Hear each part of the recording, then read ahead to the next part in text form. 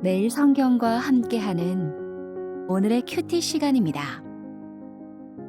12월 23일 오늘의 말씀은 미가 3장 1절에서 12절입니다.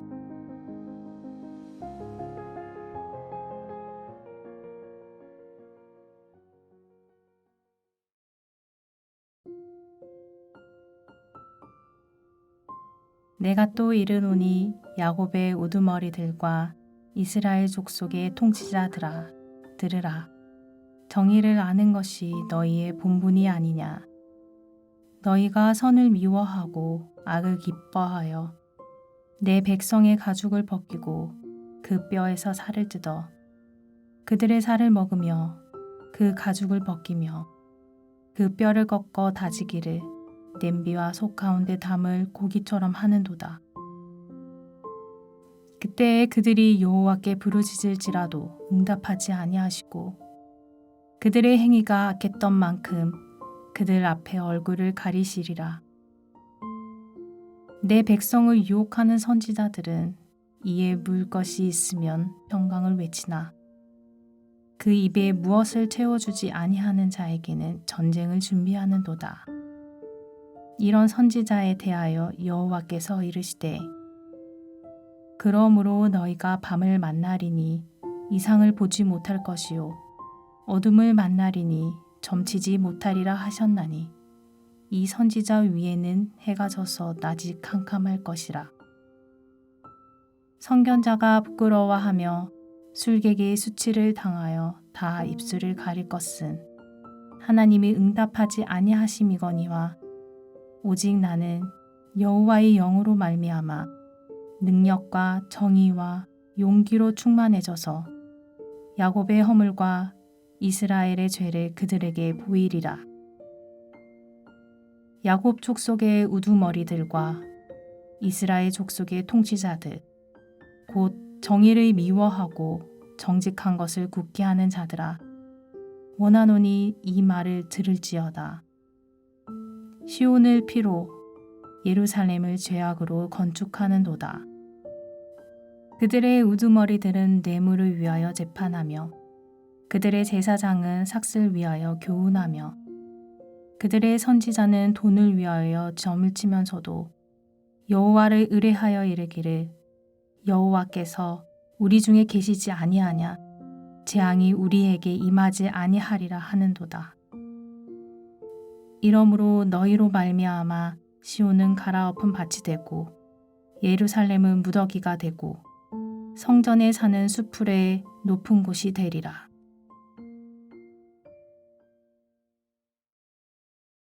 오늘은 12월 23일 화요일 미가서 3장 1절로 12절 말씀입니다. 계속해서 당시 지도층들의 죄악을 신랄하게 비판합니다.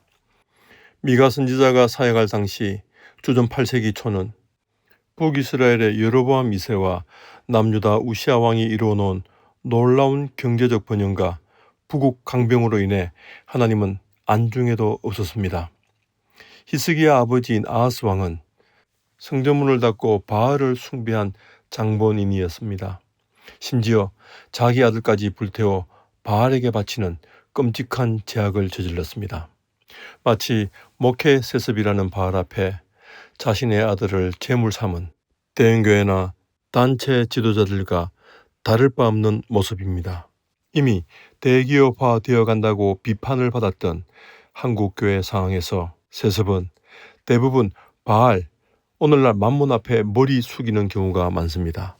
큰 돈과 조직, 수많은 이권과 건축물 앞에서 하나님이 바라시는 참교회의 모습은 어떤 것인지, 그리고 하나님이 바라시는 참신앙과 지도자의 모습은 어떠해야 하는지 생각하게 하는 대목입니다. 결국 아하스는 왕의 묘실에 묻히지 못합니다. 이런 상황을 목격한 히스기야였지만 불안합니다. 오늘 본문이 아마도 히스기야 왕 초기를 배경으로 하는 것 같습니다. 이 시기는 국가적 위기와 거짓된 평안이 공존하는 아주 기묘한 상황이었습니다. 대외적으로는 잔인한 아수르의 공포가 있었고 내부적으로는 사회적 혼란이 심각했습니다. 북이스라엘은 이미 제국 아수르에 의해 멸망당했고 이제 그 칼끝이 남유다 예루살렘을 향하고 있었습니다. 언제 아수르 군대가 쳐들어올지 모르는 상황이었습니다.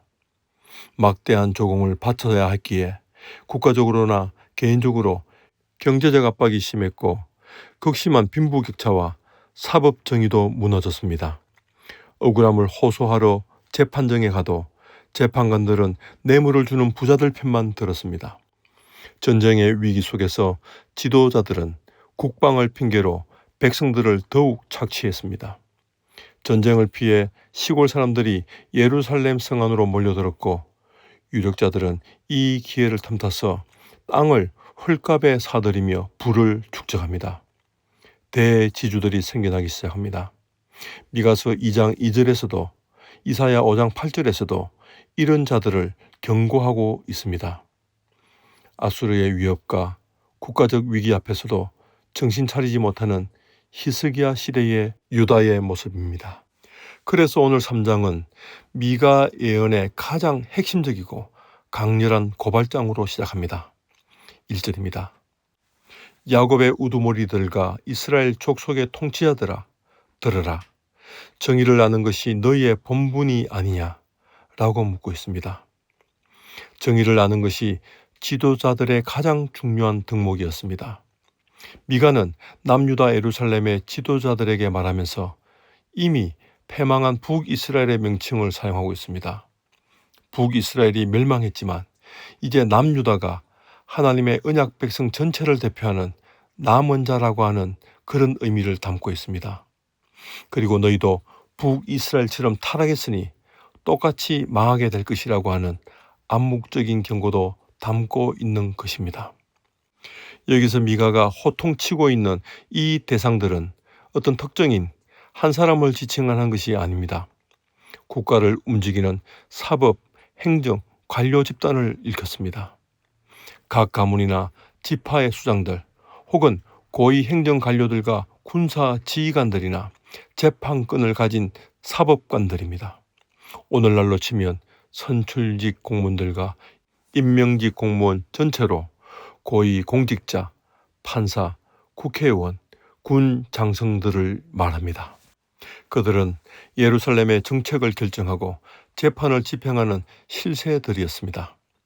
미가는 이들을 단순히 나쁜 관리라고 부르지 않고 백성을 잡아먹는 식인종으로 묘사하고 있습니다. 사회 지도층을 향한 하나님의 분노가 적나라하게 드러난 은유입니다. 2절, 3절을 보시면 그들은 백성들의 가죽을 벗기고 뼈에서 살을 뜯어 그들의 살을 먹으며 그 가죽을 벗기고 뼈를 꺾어 다지기를 냄비와 솥에 담을 고기처럼 다룹니다. 경제적 착취와 수탈이 얼마나 잔혹했는지 보여주는 고발입니다. 법을 이용해 가난한 자의 마지막 재산까지 탈탈 털어가는 행위를 살을 뜯고 뼈를 삶는 것에 비유한 것입니다. 그들은 백성을 지키고 보호해야 될 지도자로서의 본분을 망각했습니다. 재판관의 존재 이유가 법을 수호하고 약자를 보호하고 정의를 실현하는 것인데 그들이 오히려 법을 살해하고 백성들의 삶을 죽였습니다. 가장 앞장서서 약자를 잡아먹는 포식자가 되었음을 질타하는 것입니다. 오늘날 현실과도 너무도 닮아 있습니다. 그러는 가운데 더 큰 문제는 지도자들의 뻔뻔한 태도였습니다. 그들은 왜곡된 성전 불패 신화와 시온 신학으로 윤리적 타락을 정당화하고 11절을 보시면 여호와께서 우리 중에 계시니 재앙이 우리에게 임하지 않는다라고 합니다. 잘못을 뉘우치지도 용서를 구하지도 않습니다. 무지인지 용기인지 모르겠습니다. 하나님의 정의를 저버린 지도자들과 여호와의 영으로 능력과 정의와 용기로 충만한 미가의 모습이 극명하게 대조됩니다. 미가가 말하는 정의를 안다는 것은 단순히 법조항을 지적으로 아는 것이 아니라 하나님의 성품을 닮아가는 것입니다. 결국 성전은 이제 더 이상 여호와의 전이 아니라 멸망당할 건물이 되고 맙니다. 12절에서 미가는 의도적으로 여호와를 생략한 채 성전이라고만 함으로써 여호와가 떠난 예루살렘 성전 파괴를 암시하고 있습니다. 시온이 갈아엎은 밭이 되지만 신명기 30장 말씀처럼 그들이 돌아오면 하나님께서도 돌아오실 겁니다. 기도하겠습니다. 하나님, 백성들의 고혈로 유지되는 이방 나라와 제국들처럼 미가의 시대에도 또 우리 현실에서도 어느새 하나님 백성 공동체 안에서도 이런 일들이 일어나고 있음을 목격하는 오늘입니다.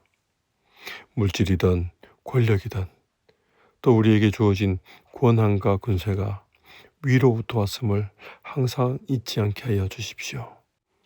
오늘도 이런 하나님의 공의와 정의와 인애의 삶이 어떤 의미인지 생각하는 복된 하루 되기를 예수님의 이름으로 기도합니다. 아멘.